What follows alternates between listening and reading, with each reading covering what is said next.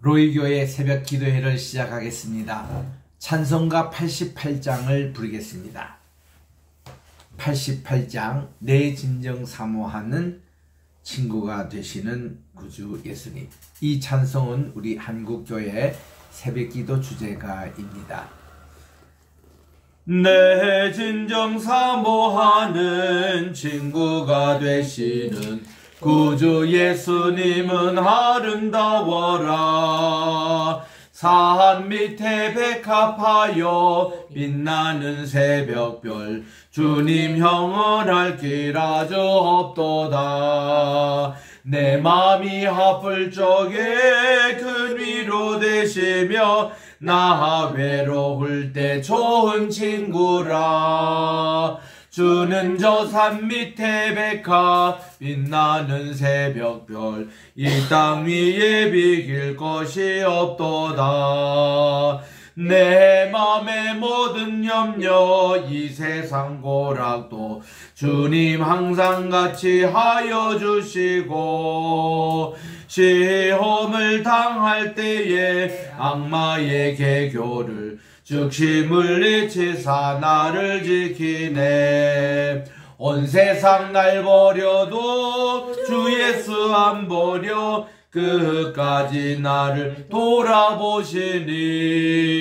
주는 저 산 밑에 백합 빛나는 새벽별, 이 땅 위에 비길 것이 없도다.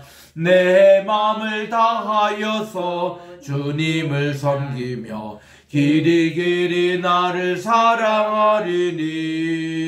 몰골이 두렵지 않고 장검이 겁없네. 주는 높은 산성 내 방패시라.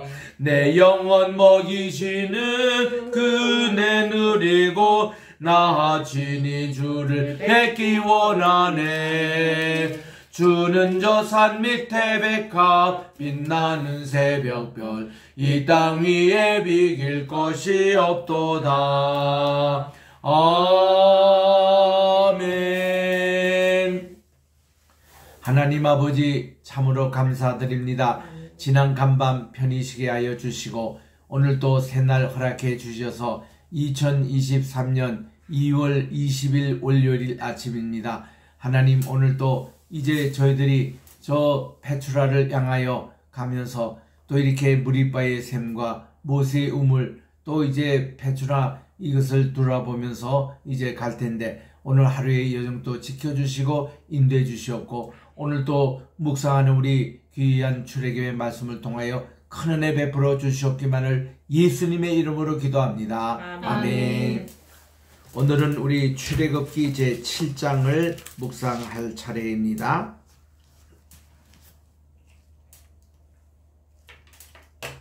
7장을 다 펴시고 1절부터 7절까지 우리 함께 합독하도록 하겠습니다. 시작.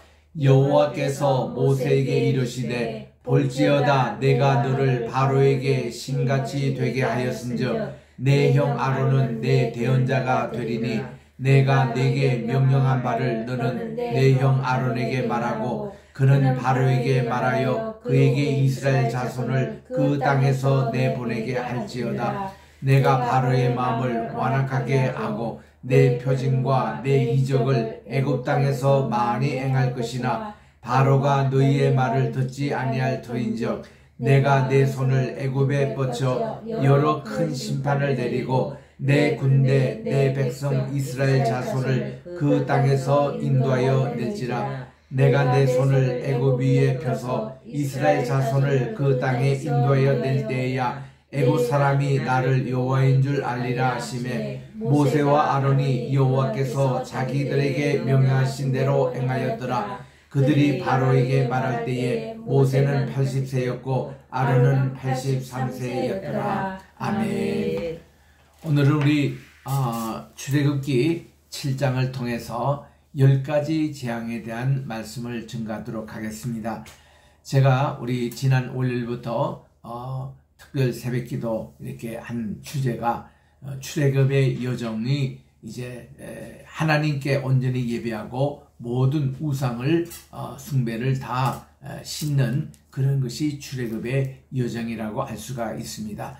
그래서 그 모든 우상의 오염이 됐던 1세대들은 광야에서 결국은 다 죽습니다.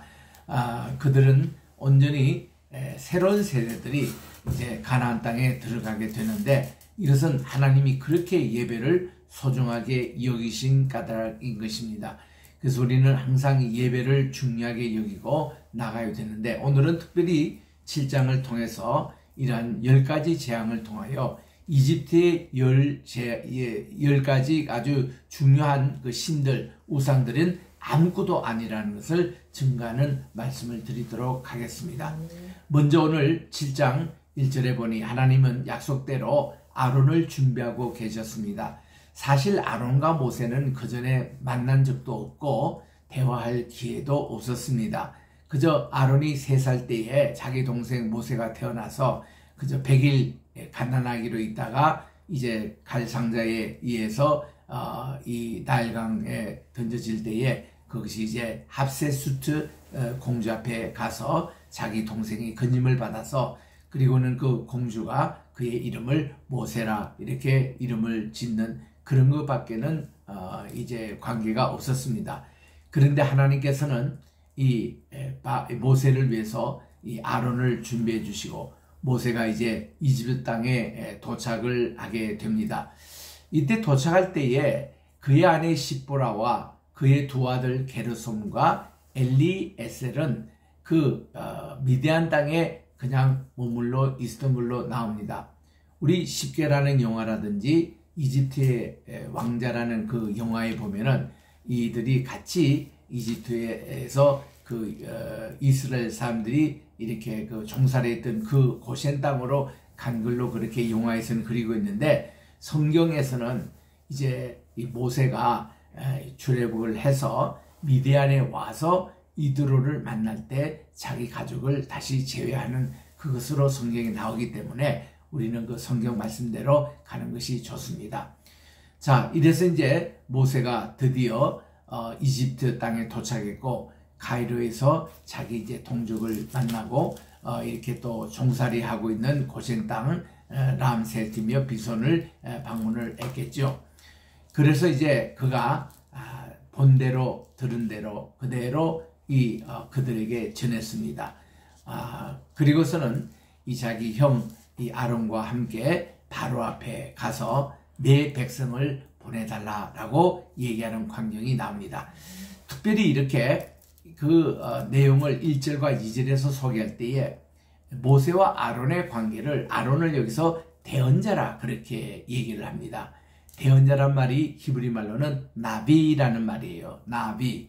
그리고 헬라 말로서는 프로페테스라고 그러는데, 프로라는 것은 뭐뭐 대신에 나비는 얘기하다, 이 페테스 얘기하자 이런 뜻으로 오늘날로 말하면 대변인 또 대언자 이런 뜻입니다. 그래서 하나님의 말씀을 대신 전하는 자라 해서 대언자. 왜냐하면 모세가 바로에게 바로 얘기를 못한다고, 자기가 입술이 뻣뻣합니다, 말을 못합니다 이럴 때 하나님은 이 아론을 붙여주시기 때문에 모세가 얘기하면 이것을 말을 받아가지고 이 바로에게 직접 얘기하는 분은 아론이었습니다. 그래서 이것을 대언자라 그렇게 얘기를 하는 것이죠.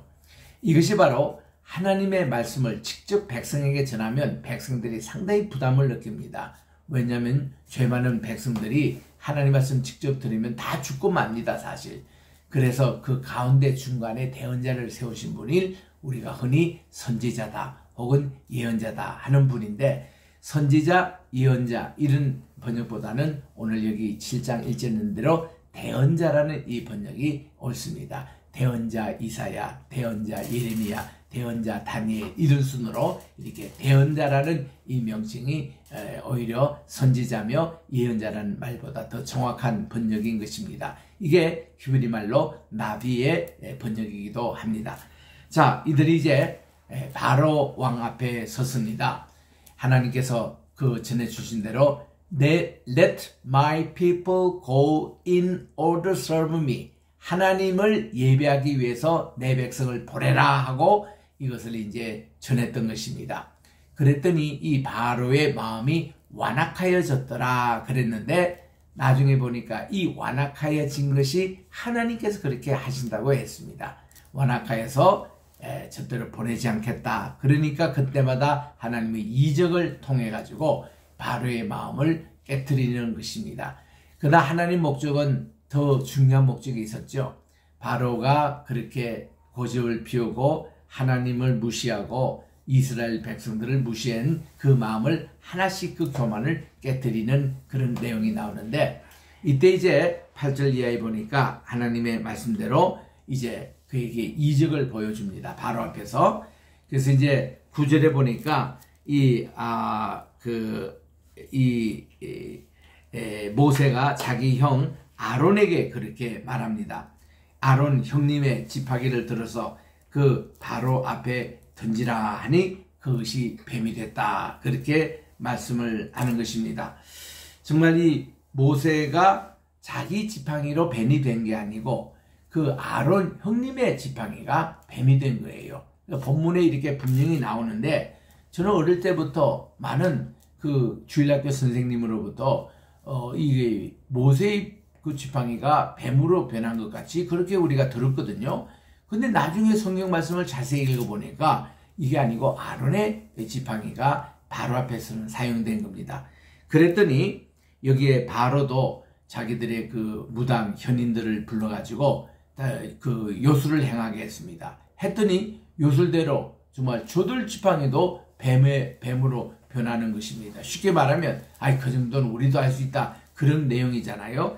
근데 더 놀라운 사실은 여기에 그 아론의 지팡이가 뱀이 된 것이 그 무당들이 던졌던 그 뱀 된 것을 다 집어 삼켜버리고 말았다는 것입니다. 요게 핵심이 있는 거예요. 아무리 그들이 뭐 흉내를 내고 이렇게 재주를 부려도 하나님 앞에서는 아무것도 아니라는 것을 여기서 이제 말씀하고 있는 것입니다. 그래도 바로의 마음이 완악하여 그들의 말을 듣지 아니했다 그랬습니다. 그랬더니 14절에 보니까 이 하나님께서 모세에게 이르시되 바로의 마음이 완강하여 백성 보내기를 거절하도다. 이제 너는 아침에 바로에게 가서 자 보라 그가 물 있는 곳으로 나오리니 물 있는 곳이 나일강입니다. 사하라 사막 그 95%가 사막이에요. 이집트는. 그러나 단 5%가 물이 있고 또 이렇게 숯불이 형성되고 이렇게 좀 밭이 있는 농업을 할 수 있는 곳이 바로 5%밖에 안 되는 나일강 주변입니다. 그래서 여기 젖줄이에요. 물이 있는 곳은 나일강을 얘기하는 겁니다. 여기 와서 그를 맞으라. 그 뱀되었던 지팡이를 손에 잡고 누구 지팡이죠? 아론의 지팡이입니다.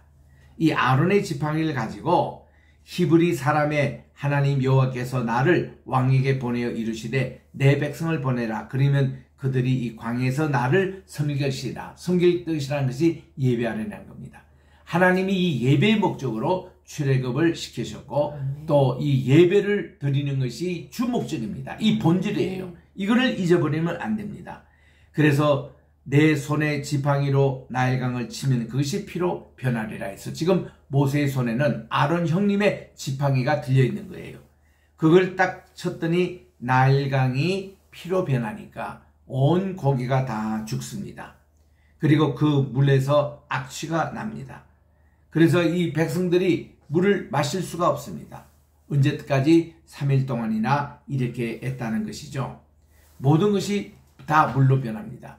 피로 변합니다. 나일강뿐만 아닙니다. 우물도 그랬습니다. 그들이 있는 모든 밥그릇, 물그릇이 전부 다 피로 변하는 일이 있었는데 고센 땅에는 이스라엘 백성이 살고 있는 고센 땅에는 그렇지 않았습니다. 이 나일강이 카이로 곳까지가 이렇게 피로 변했고 그 이후에 델타 지역으로 가는 그 물은 이제 백성들 우리 이스라엘 백성들이 사는 그곳에는 이게 피로 변하지 아니했다.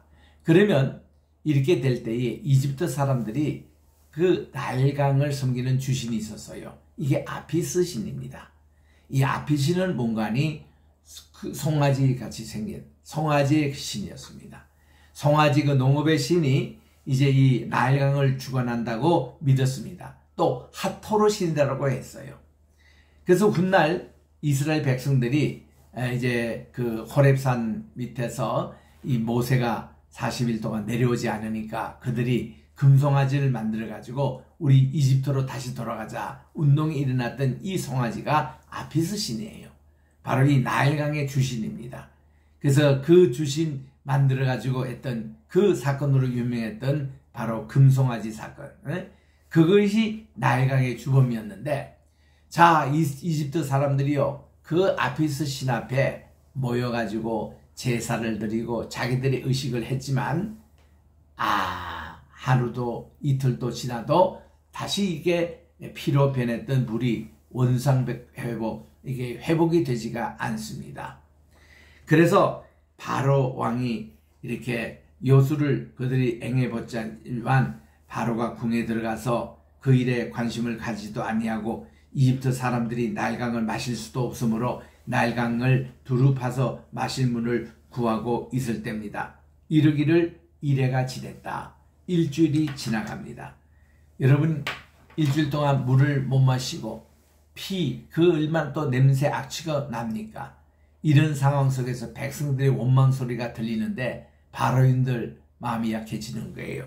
그래서 8장의 1절에 갑니다.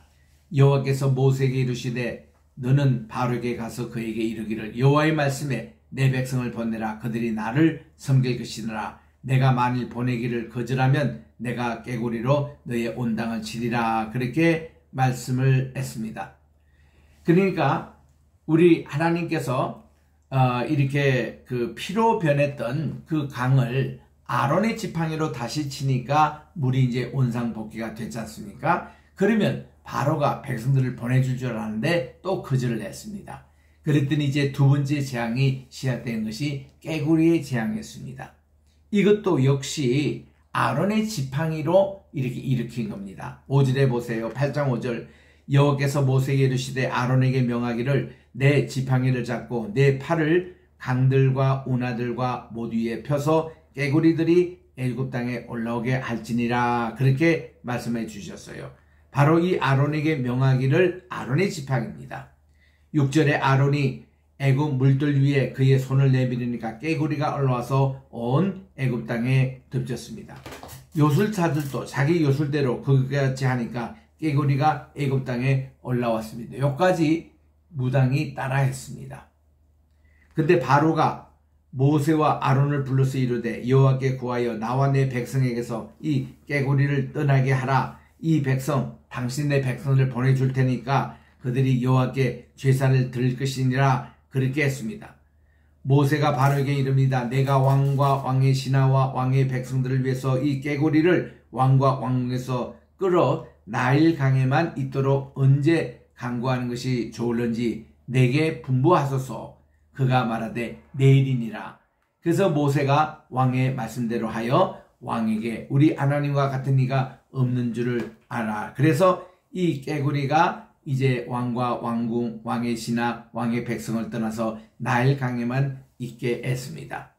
그래서 이제 모세와 아론이 바로를 떠나서 바로에게 내리신 그 깨구리에 대하여 모세가 여호와께 간구하니까 하나님께서 그 말씀을 들어주셨습니다. 그래서 이 깨구리를 다 이렇게 쐈더니 그 악취가 온날에 진동했다. 그런 이제 말씀이 이렇게 나옵니다. 여러분, 이때도 말이죠. 이 깨구리라는 것은 이집트 사람들이 섬기는 이 풍요신이었습니다. 풍요신이라 하면은 거기에 이시스 신을 섬기는 거예요. 그 풍요는요, 이게 이제 이스시 신 여신하면요, 상징이 풍뎅이에요. 또 이 깨구리입니다. 깨구리나 풍뎅이나 번식력이 굉장히 강합니다. 풍뎅이만 해도요, 이 비틀스, 우리 영국 런던에 있는 이 비틀스 그룹이 있지 않습니까? 그 사람들이 그 이름이 이스시 신 여기서 나왔거든요. 풍요의 신입니다.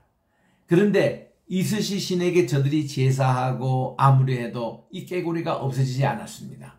하나님께서 다시 아론의 지팡이를 가지고 이 땅을 치라 할 때에 깨구리가 다 없어진 거예요. 그러니까 하나님만이 참신이심을, 자기들이 섬기는 우상이 아무것도 아닌 것을 알았습니다. 세 번째, 하나님께서는 이제 다시 이 바로가 마음을 완악하게 하고 백성을 보내주지 않으니까 하나님께서 또 이 아론에게 명하기를, 다시 또 아론의 지팡이가 사용됩니다. 16절에 보니까 땅에 티끌을 치라 하니까 그것이 온 땅에 이가 되었다, 그런 내용입니다.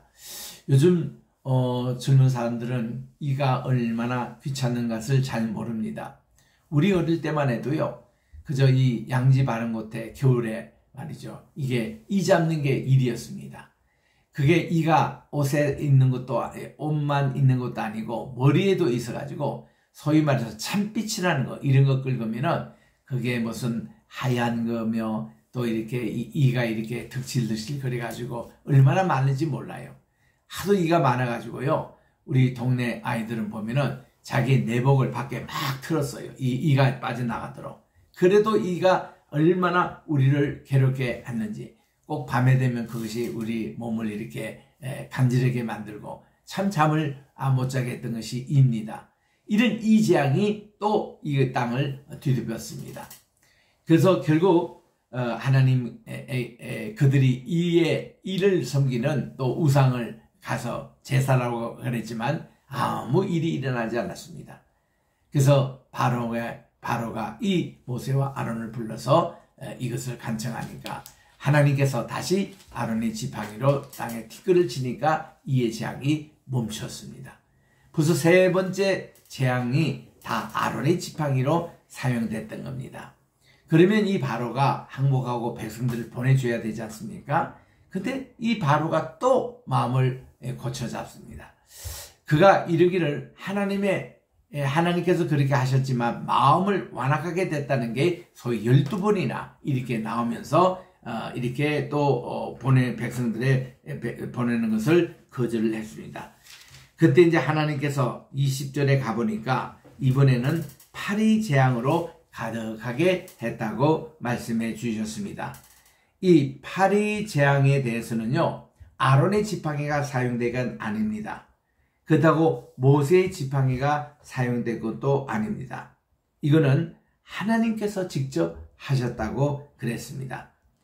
24절에 보니 여호와께서 그와 같이 하시니 무수한 파리가 바로와 궁과 그의 신하의 집과 애국 온 땅에 이르러 파리로 말미암아 그 땅에 황폐하리라 해서 파리 재앙으로 또 그들이 고생을 했습니다. 역시 이 파리를 또 숨기는 신이 또 따로 있었습니다. 그러나 그들에게 아무리 얘기해도 전혀 듣지를 않았습니다. 파리 재앙하니까 제가 생각나는 것이 그 인도에 갔을 때에 인도 사람들은 소고기를 먹지 않아요. 소를 이렇게 신성하고 숭배하는 것이로서 닭고기를 그들은 이제 먹습니다. 그런데 한 번은 이제 저를 대접한다고 닭고기 파는 집에 갔습니다.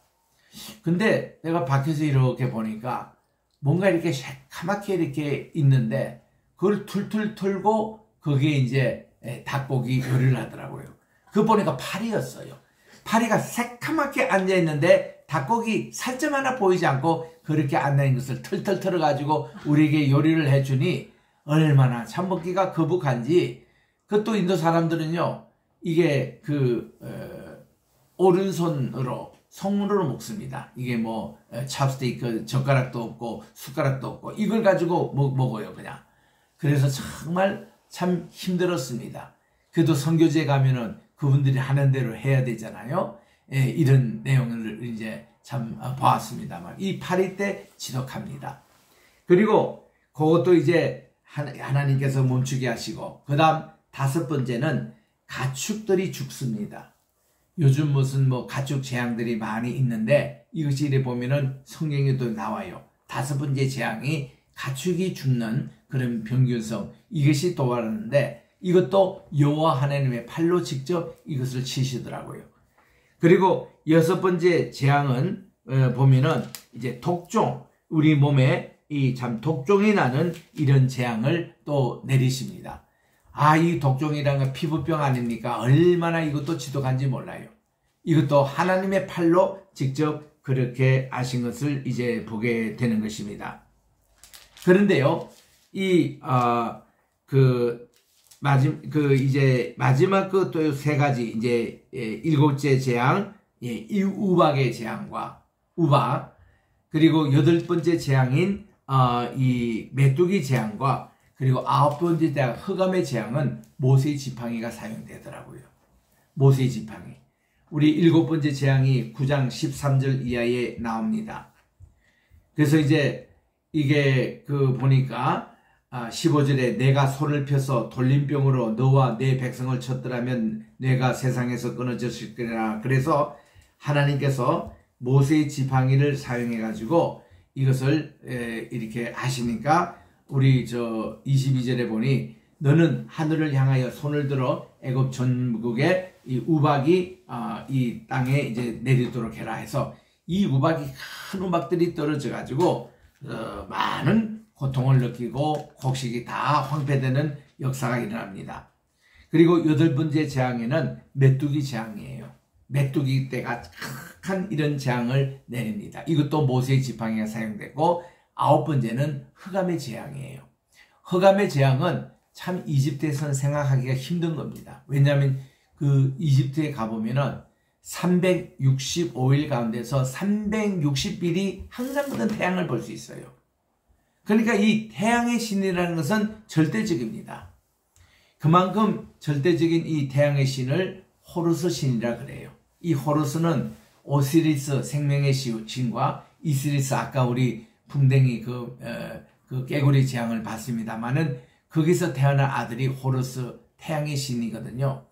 그런 호루스가 꼼짝을 못합니다. 흑암이 3일 동안이나 이집트 온 전역에 있었더라도 이것을 못합니다. 해결 못합니다. 마지막 1번째 재앙이 마다들이 죽는 그런 재앙입니다. 마다들뿐만 아니라 그리고 맛배, 짐승의 맛배, 이제 처음 태어나는 이런 맛배들이 다 죽는 이런 재앙이 이렇게 퍼졌습니다. 이때 이 생명을 주관하는 신이 오시리스 신이라고 믿었거든요. 그래서 그들이 이제 정말 10번째 재앙에서는 온 이집트뿐만 아니라 이것은 이 고센 땅에 있는 이스라엘 사람도 이 재앙이 내린 거예요. 그때 하나님께서는 그 이스라엘 사람들이 살 수 있는 길은 1년 된 수양 피를 잡아다가 이렇게 문설주와 임방에 붙인다. 3군데 붙이는 거거든요. 문설주 양쪽에 2군데와 임방은 위에 있는 이것을 임방이라 그럽니다. 이 3군데 이 어린 양, 1년 된 수양의 그 어린 양을 피를 붙일 때만이 죽음의 사자가 이것을 패스 오버 넘어간다. 유월절입니다. 그래서 이제 모든 맛배와 또 모든 마다들이 다 죽는 역사가 일어나는데 이스라엘에서는 그 장막에 있는 자들은 다 살아남았습니다. 10번째 재앙은 모세의 지팡이도 아론의 지팡이도 여호와의 팔이 아니라 하나님이 직접 하신 일이었습니다. 이럴 때 우리 십계라는 영화에 보면은 맨 마지막 장면에 바로의 세자도 죽습니다. 죽은 자기의 세자를 안고 오시리스 신상 앞에 가가지고 오시리스여 내 아들이 죽었으니 살려주세요 하고 그가 점잖게 얘기를 합니다. 이틀째 가서는 막 부르짖는 소리가 납니다. 3번째 날 가서는 아무 오시리스 신이 응답이 없으니까 오시리스 신 당신은 진짜 생명의 신 맞습니까? 하고는 아주 막 저주스럽게 얘기를 하니까 오시리스 신이 말이죠. 탁 넘어져 가지고 목이 부러지는 이런 영화의 장면도 우리들이 이제 보게 되는데 좌우지간 이것이 10가지 재앙이 내렸습니다. 목적은 뭐예요? 이집트 사람들이 섬겼던 10개의 신이라는 것, 아무것도 아니라는 것을 보여주고 여호와 하나님만이 만유의 주요 정말 모든 것을 주관하시는 하나님이심을 이스라엘뿐만 아니라 온 이집트 사람에게도 보여주신 사건입니다. 이걸 통해서 하나님은 십계명을 주실 때에 나 외에 다른 신들을 있게 하지 말지니라. 또 어떤 우상도 만들지도 말고 절하지도 말고 섬기지 말라고 주님이 1계명 2계명에서 확실하게 이것을 보여주신 내용들을 보게 되는 것입니다. 오늘도 이 말씀을 생각하시고 우리 하나님만을 예배하고 찬양하는 여러분이 되시기를 주의 이름으로 축원합니다. 기도하겠습니다. 하나님 아버지 감사합니다. 오늘 또 주신 출애굽기 우리 7장 이하부터 이제 12장 맏아들까지 죽는 10가지 재앙을 통해서 우리는 참신 되시는 하나님을 만나게 도와주시고 우리 모세를 불렀던 하나님 오늘 또 저희들 만나주시고 출애굽의 여정을 저희들이 계속 오늘 또 이제 하겠사오니 하나님 주님을 따라 오늘도 승리하는 복된 하루가 되게 도와주시옵고 또 이 유튜브를 통해서 오늘 기도에 참석한 모든 분들의 기도의 제목 들응답해 주시옵시고 하나님의 영광이 드러나게 도와주시옵기만을 예수님의 이름으로 기도합니다. 아멘. 하늘에 계신 우리 아버지여 이름이 거룩히 여김을 받으시오며 나라에 임하옵시오며 뜻이 하늘에서 이룬 것 같이 땅에서도 이루어지이다. 오늘날 우리에게 일용할 양식을 주옵시고 우리가 우리에게 죄 지은 자를 사하여 준 것 같이 우리 죄를 사하여 주옵시고 우리를 시험에 들게 하지 마옵시며 다만 악에서 구하옵소서. 내게 나라와 권세와 영광이 아버지께 영원히 있사옵나이다. 아멘.